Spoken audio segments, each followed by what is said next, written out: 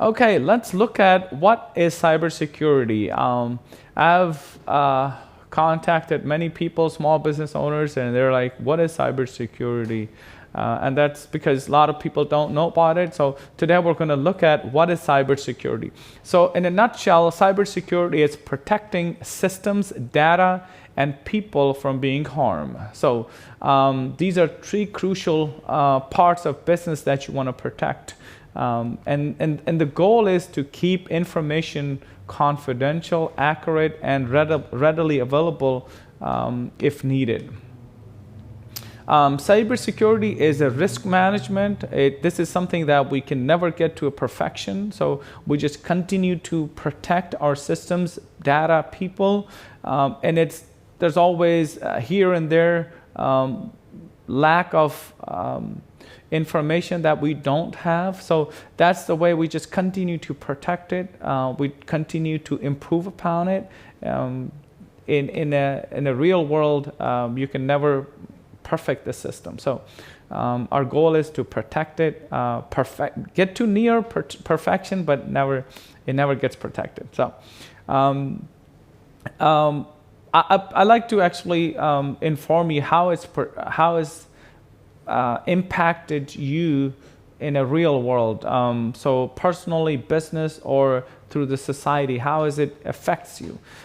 So personally, if somebody's maybe has taken over your account, or maybe somebody has taken your account in terms of Instagram. I know an example where one of my employees got hacked Instagram account, and they somehow give out the security code that they got on the phone, and that's how they got hacked. Scams happen.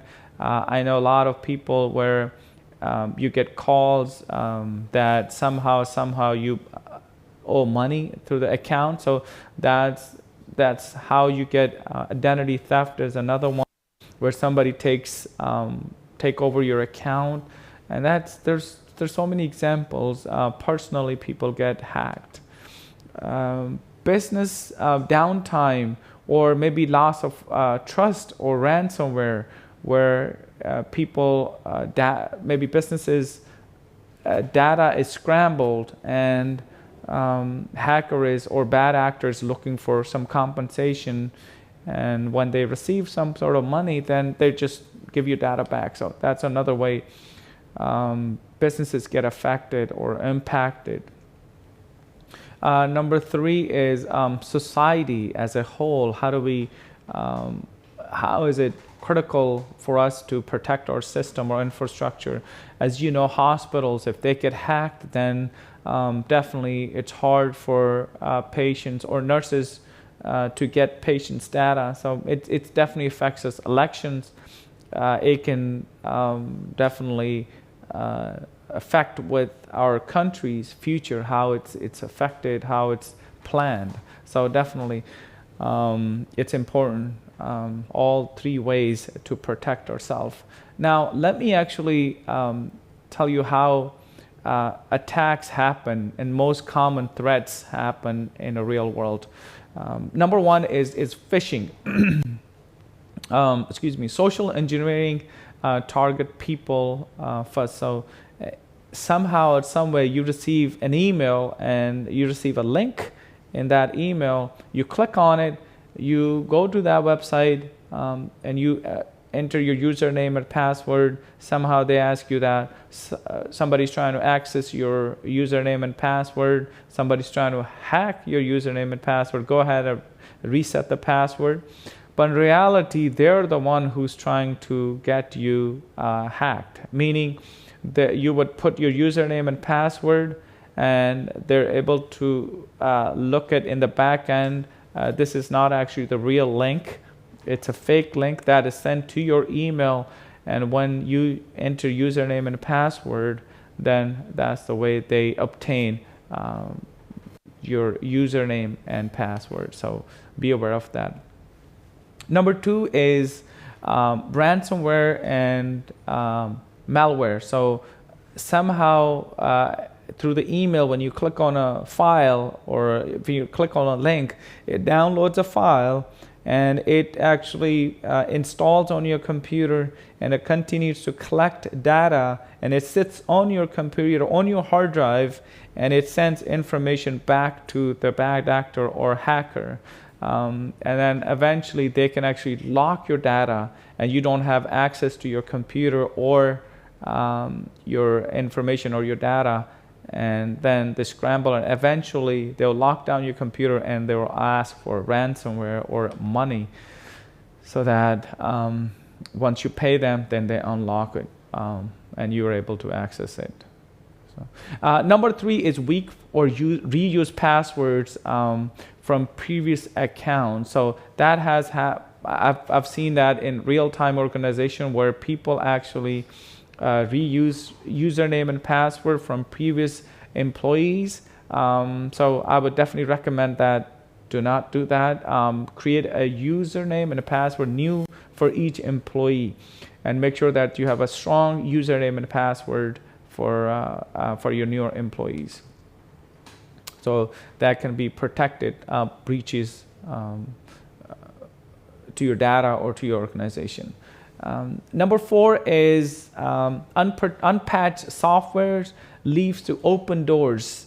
In other words, if your softwares are not updated, or Windows operating system is not updated, or Apple is not updated, then that can definitely lead you to some hacking, or somebody can actually get to your laptop. So make sure that you are patching or you're updating your Windows or Mac computers daily, and even your phones or tablets also included in there.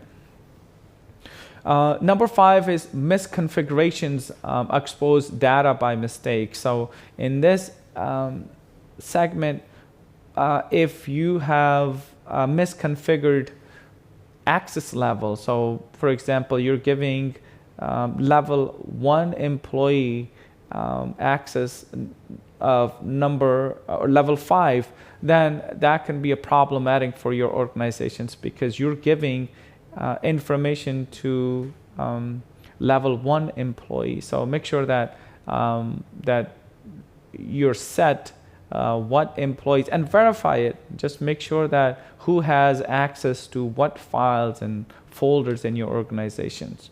So how do you protect yourself? Let's start with the defense layer. That I would start with people. Make sure that people are getting training to defend themselves. Make sure that you're doing some phishing drill, meanings that you send out by purposely links, bad links, so that your employees are trained to check bad or good links. And make sure that you give them the least privilege in your organizations, and start with that. And if needed, then go up to the layer. Make sure that if somebody needed access, then change their access to the next level. Make sure you have, number 2, make sure you have clear policies, reliable backups, and make sure that you have incident response plan in terms of hacking, or if your data is being lost, what is the incident response plan that you have? That's crucial. Number 3 is technology. Make sure that you have MFA, multi-factor authentication, active on all of your accounts. Make sure you have EDR or an antivirus. I would highly recommend use EDR for your organization. Make sure you have firewall. And encrypt the data, and also make sure that updates are fully automatic. That protects your systems. Make sure they're fully protected against all the bad actors and all the threats. Number 4, you want to have zero mindset, meaning that you want to make sure that every time you click on a link, you test the links. You don't want to trust that. Just don't don't click on random links. Make sure that you verify their authentic links, and make sure that you're protecting yourself carefully. Okay, 5 quick wins start today. So number 1, you want to make sure that you have multi-factor authentication turned on everywhere. Wherever you have account, make sure most websites now provides multi-authentication, so make sure you have that turned on to protect yourself. That way, every time there's you're trying to get into some website, make sure that they require that. Number 2 is use a password manager and use a long phrase password, not just small password. I know many business owners, and that including me, sometimes I like to use same password for every other accounts, but that's not what you want to have. You want to have a unique password for each account, so that way if one of the account is compromised, make sure that all other ones are protected. Number 3 is enable automatic backup for your devices and applications. Make sure that they're automatically updated. That way, if there are some susceptible issues with systems, then it's automatically updated from the vendor, which is Microsoft or Linux or other system such as Apple. And so that way you're protected. Number 4 is important backup, important data. So you want to create backup. There's 3-2-1 rule, meaning you want to have one backup outside of your organization off-site, and two backups on-site. So create one on an external hard drive and one on a regular system.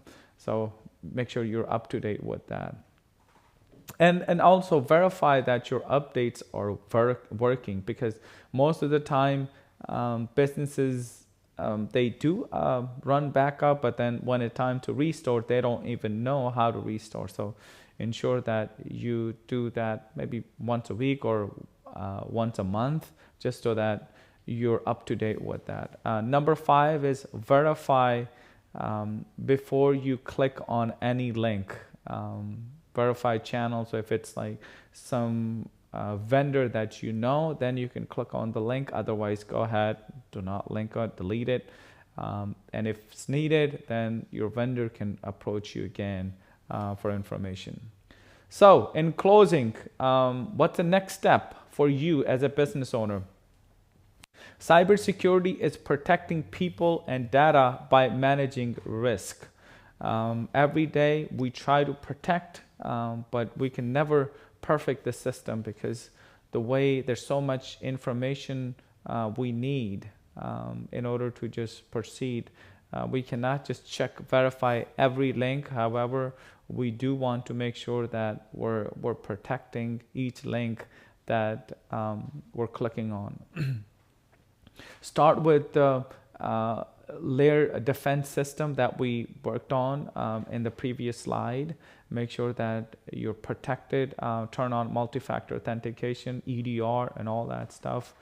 At the end, I like to leave you with the one question: what would you implement on your business this week?